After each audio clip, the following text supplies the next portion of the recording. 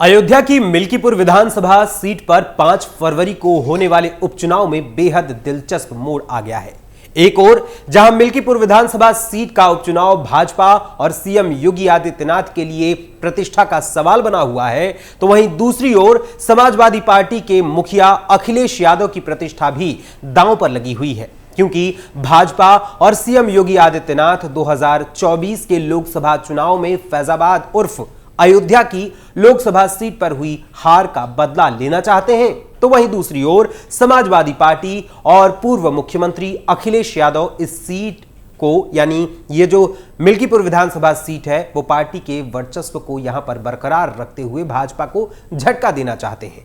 लेकिन इस पूरे घटनाक्रम, इस पूरे प्रक्रम में भाजपा और सपा दोनों ही दलों में बगावती स्वर भी उठने लगे हैं। तो वहीं दूसरी ओर मिल्कीपुर विधानसभा सीट का जो मुकाबला मुख्य रूप से समाजवादी पार्टी और भारतीय जनता पार्टी के बीच था, वो अब त्रिकोणीय हो गया है।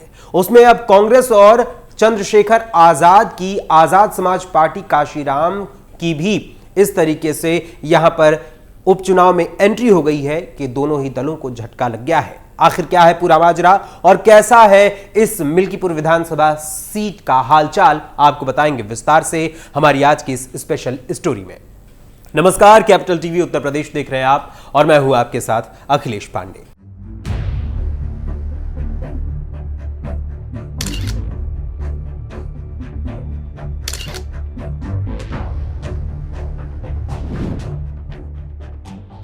सूबे के अयोध्या जनपद की मिल्कीपुर विधानसभा सीट संख्या 273 पर उपचुनाव की तारीखों की जो घोषणा हुई है, उसके बाद सभी मुख्य सियासी दलों ने अपने अपने प्रत्याशियों को चुनावी मैदान में उतार दिया और प्रत्याशियों ने अपना नामांकन भी दाखिल कर लिया है। बीजेपी की तरफ से मिल्कीपुर विधानसभा सीट के उपचुनाव के लिए चंद्रभान पासवान, तो समाजवादी पार्टी से अवधेश प्रसाद के बेटे अजीत प्रसाद चुनावी मैदान में उतरे हुए हैं। वहीं आजाद समाज पार्टी काशीराम से समाजवादी पार्टी के ही बागी कार्यकर्ता सूरज चौधरी भी चुनावी मैदान में है। और ऐसे में मिल्कीपुर विधानसभा सीट का उपचुनाव काफी दिलचस्प होने वाला है, क्योंकि इस उपचुनाव के संग्राम में समाजवादी पार्टी और भारतीय जनता पार्टी दोनों ही दलों के भीतर बहुत कुछ चल रहा है। सोशल मीडिया पर चल रही बयानबाजी और सियासी पोस्टिंग सभी पार्टियों के भीतर चल रही है और साथ ही आंतरिक कलह भी इसी के माध्यम से उजागर हो रही है। और सबसे खास बात है कि इस आंतरिक कलह से कोई भी पार्टी अछूती नहीं है, चाहे वो भारतीय जनता पार्टी हो या समाजवादी पार्टी हो अथवा स्वयं कांग्रेस भी हो। समाजवादी पार्टी और कांग्रेस और साथ ही भारतीय जनता पार्टी के बीच कैसी कलह है, अब जरा वो भी जान लेते हैं। सभी राजनीतिक दल इस हमाम में पूरी तरीके से शामिल हैं। 2024 के लोकसभा चुनाव में फैजाबाद अयोध्या लोकसभा सीट पर अप्रत्याशित जीत के बाद फैजाबाद लोकसभा से सांसद बने अवधेश प्रसाद का कद समाजवादी पार्टी में और बढ़ गया। संभवतः यही वजह थी कि मिल्कीपुर विधानसभा सीट पर तय समय से पहले ही अवधेश प्रसाद ने अपने बेटे अजीत प्रसाद की दावेदारी सबके सामने रख दी थी। हालांकि अवधेश प्रसाद की जीत से प्रदेश और देश में समाजवादी पार्टी और अखिलेश यादव की राजनीति की धार को और भी मजबूत रफ्तार मिली थी। लिहाजा अखिलेश यादव ने अवधेश प्रसाद के एक निवेदन पर अजीत प्रसाद को मिल्कीपुर विधानसभा सीट के उपचुनाव में पीडीए की ओर से, यानी जो उनका पिछड़ा दलित और अल्पसंख्यक वाली रणनीति है, उसी के तहत इंडी गठबंधन का उम्मीदवार घोषित कर दिया। प्रत्याशी का ऐलान होते ही सपा में बगावत। समाजवादी पार्टी की ओर से अजीत प्रसाद को प्रत्याशी घोषित करने के बाद मिल्कीपुर विधानसभा सीट से कई वर्षों से इस सीट पर चुनाव लड़कर विधायक बनने का ख्वाब संजोए सूरज चौधरी बागी बन गए। जैसे ही प्रत्याशी की घोषणा हुई, अजीत के नाम का आधिकारिक तौर पर ऐलान होने के बाद सूरज चौधरी ने समाजवादी पार्टी से अपने सैकड़ों समर्थकों के साथ इस्तीफा दे दिया और मिल्कीपुर विधानसभा सीट से उपचुनावी मैदान में उतर आए। मीडिया में खबरें चली, अवधेश से भी सूरज चौधरी के बागी होने पर सवाल किए गए, लेकिन नई नई जीत और सम्मान ने अवधेश प्रसाद की भाषा को असंतुलित कर दिया। अवधेश प्रसाद से जब सवाल किया गया कि सूरज चौधरी ने आप पर यानी अवधेश प्रसाद पर वादा खिलाफी और विश्वासघात का आरोप लगाया है, तो अवधेश का जवाब था कि सूरज चौधरी कौन है, मैं उनको जानता ही नहीं हूं। क्या बोले सपा के बागी सूरज चौधरी? सूरज चौधरी ने मीडिया से हुई बातचीत में बताया कि वो 2022 विधानसभा चुनाव में बीएसपी से मिल्कीपुर विधानसभा का चुनाव लड़ने की पूरी तैयारी में थे। वो मिल्कीपुर विधानसभा क्षेत्र में सक्रिय राजनीति में चल रहे थे, लेकिन उसी बीच अवधेश प्रसाद ने सूरज चौधरी से संपर्क किया और सूरज चौधरी को बड़े बड़े सपने भी दिखाए। सूरज चौधरी का कहना है कि अखिलेश यादव की मौजूदगी में सूरज चौधरी अपने 5 से 6 हजार कार्यकर्ता और समर्थकों के साथ मानस पर जाकर समाजवादी पार्टी उन्होंने ज्वाइन कर ली थी। उसके बाद सूरज से अवधेश प्रसाद ने कहा कि वो उसको प्रदेश की राजनीति में लेकर आएंगे। यही नहीं, सूरज चौधरी ने अवधेश पर यह भी आरोप लगाया कि अवधेश प्रसाद ने समाजवादी पार्टी के राष्ट्रीय अध्यक्ष अखिलेश यादव से मुलाकात करने को लेकर उसको यानी उन्हें 7 बार अपने साथ लखनऊ भी लेकर गए, लेकिन कभी हॉस्पिटल, कभी कार्यालय, तो कभी किसी अन्य स्थल तक ही सूरज चौधरी का जाना हुआ, लेकिन कभी भी अखिलेश यादव से अवधेश प्रसाद ने सूरज चौधरी को नहीं मिलवाया, उनकी कभी भी भेंट नहीं करवाई।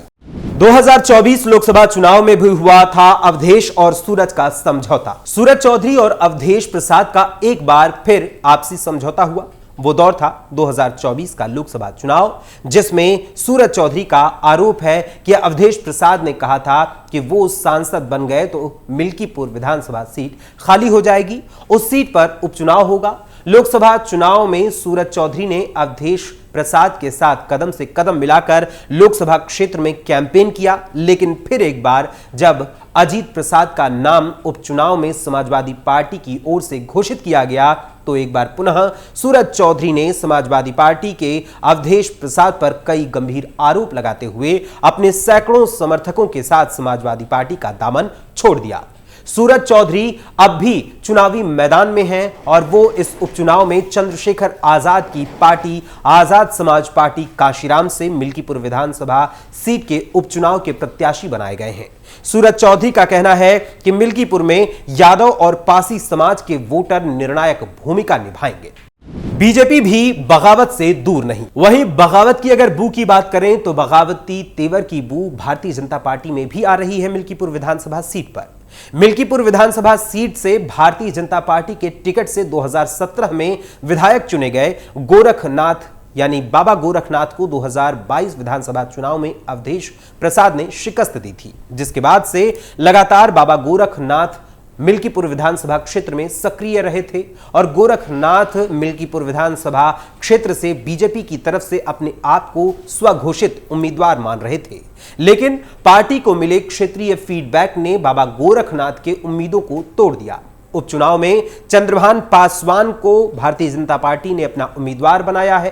चंद्रभान पासवान के नामांकन में जिले और प्रदेश के नेताओं ने मंच साझा किया, लेकिन मंच पर बाबा गोरखनाथ कहीं भी दिखाई नहीं दिए। वहीं खबरों के मुताबिक बाबा गोरखनाथ को मनाने के लिए जिले के प्रभारी मंत्री और अन्य स्थानीय नेताओं ने भी वहां उनसे मुलाकात की, लेकिन वो तैयार नहीं हुए। बाबा गोरखनाथ को केंद्रीय नेतृत्व का हवाला देते हुए मनाने की हर संभव कोशिश की गई, मगर बात कितनी बनी है ये बोलने को कोई भी तैयार नहीं है। बीजेपी से नाराज चल रहे बीजेपी नेता ही राधेश्याम त्यागी के तेवर भी ठीक ठाक नजर नहीं आ रहे हैं। राधेश्याम त्यागी के बेटे ने फेसबुक पर पिता की फोटो पोस्ट कर बीजेपी और केंद्र के नेताओं पर जातिगत आंकड़े के तहत फैसले लेने का जिक्र किया है, तो देर शाम मंत्री सूर्य प्रताप शाही और स्वतंत्र देव सिंह ने जिला महामंत्री राधेश्याम त्यागी को उनके आवास पर पहुंचकर उनसे मुलाकात की, उनको मनाने का प्रयास किया और उनकी तबीयत भी इस उपचुनाव में जब उनको प्रत्याशी घोषित नहीं किया गया तो उनको हार्ट अटैक आया और वो इस समय हॉस्पिटल में है। नेताओं ने उपचुनाव में मिल्कीपुर विधानसभा क्षेत्र में पार्टी के लिए चुनाव में लगने की गुजारिश भी उनसे की।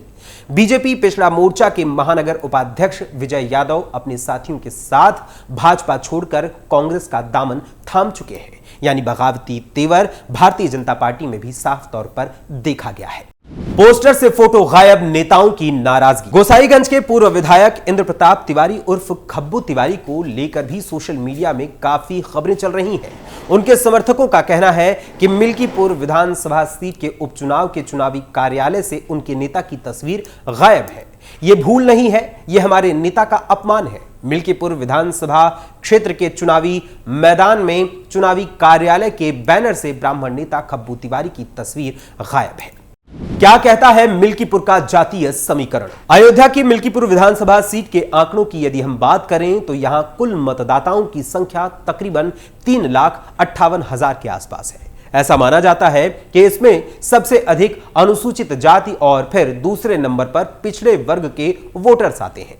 यहां अनुसूचित जाति वर्ग में पासी समाज और ओबीसी में यादव समाज सबसे प्रभावी है। ओबीसी और दलित वोट बैंक के साथ ही मुस्लिम वोट बैंक भी यहां प्रभावी भूमिका में निर्णायक अवसर पर अपनी भूमिका निभाता है।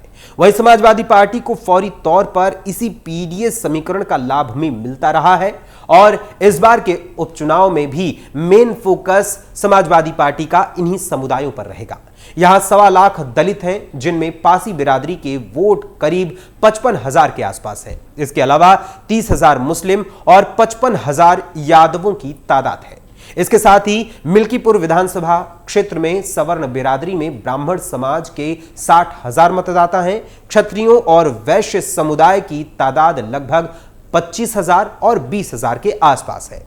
वहीं अन्य जातियों में कोरी 20,000, चौरसिया 18,000 हैं। साथ ही पाल और मौर्य बिरादरी भी यहां पर अहम भूमिका में है।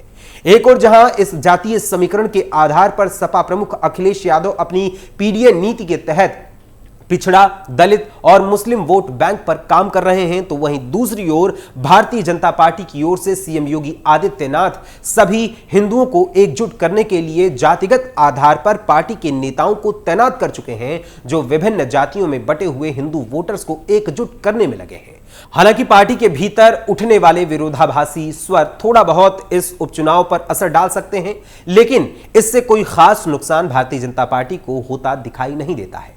लेकिन सूरज चौधरी के आजाद समाज पार्टी काशीराम की ओर से चुनाव लड़ने से समाजवादी पार्टी को बड़ा नुकसान होने की उम्मीद जरूर है, जो उसकी हार की वजह भी बन सकती है। फिलहाल असल में मिल्कीपुर की जनता किसे अपना पूर्ण बहुमत देती है और किसका डब्बा गोल करती है, इसका खुलासा तो 8 फरवरी के चुनाव परिणाम के अनुसार ही पता चलेगा। वैसे समाजवादी पार्टी और भारतीय जनता पार्टी में उठते बगावती सुरों के मिल्कीपुर विधानसभा सीट के उपचुनाव पर पड़ने वाले असर को लेकर आपका क्या विचार है, हमें अपने कमेंट्स के माध्यम से जरूर बताइएगा। फिलहाल अभी के लिए इस स्पेशल स्टोरी में बस इतना ही। फिर मुलाकात होगी किसी और खबर, किसी और मुद्दे के साथ। तब तक के लिए मुझे अनुमति दीजिए। धन्यवाद, नमस्कार।